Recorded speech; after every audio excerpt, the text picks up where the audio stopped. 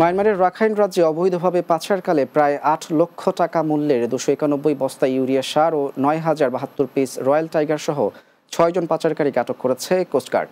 সকালে coast guard media কর্মকর্তা lieutenant commander Harunur Rashid এ তথ্য জানান।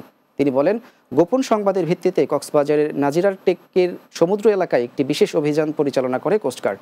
এ সময় বোটটিতে মালামাল সহ ৬ জন পাচারকারীকে আটক করা হয়। আটকরা সকলেই কক্সবাজারের মহেশখালীর বাসিন্দা। পরবর্তীতে জব্দ করা সার ও এনার্জি ড্রিঙ্ক কক্সবাজার কাস্টমস এবং পাচারকারী ও পাচার কাজে ব্যবহৃত বোট কক্সবাজার মডেল থানায় হস্তান্তর কার্যক্রম প্রক্রিয়াধীন রয়েছে। চট্টগ্রামের বোয়ালখালীতে বিএনপির ভারপ্রাপ্ত চেয়ারম্যান তারেক রহমানের ঘোষিত রাষ্ট্র কাঠামো মেরামতের ৩১ দফা বাস্তবায়নের লক্ষ্যে র্যালি ও সমাবেশ অনুষ্ঠিত হয়েছে। উপজেলা বিএনপির সাবেক আহ্বায়ক ইসহাক চৌধুরী ও সদস্য সচিব হামিদুল হক মান্নানের নেতৃত্বে এই র্যালি বের করা হয়।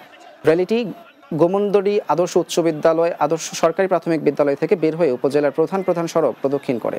এ সময় উপস্থিত ছিলেন আজম খান, এস.এম. সেলিম আক্কাস খান, আবু সিদ্দিক, আরিফ চৌধুরী ছোটন, ইঞ্জিনিয়ার এস.এম. তারেক সহ অনেকেই।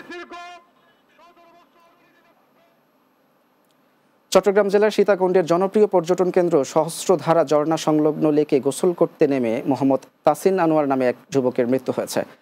মৃত যুবক Chattogram cantonment public school and college থেকে এই বছর এসএসসি পরীক্ষা দিয়েছে। তার বন্ধুরা জানায়, তারা 7 বন্ধু চন্দ্রনাথ পাহাড় ঘুরে সহস্রধারা ঝর্ণায় আসে। পরে লেকে গোসল করতে নামলে সাঁতার না জানার কারণে পানিতে তলিয়ে যায় তাহসিন।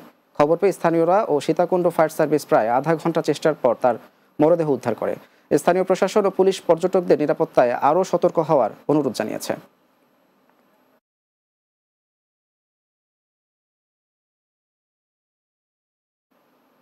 শেষ করব দিনের বাংলা, তবে যাবার আগে সংবাদ শিরোনামগুলো জানিয়ে দিচ্ছি আরও একবার।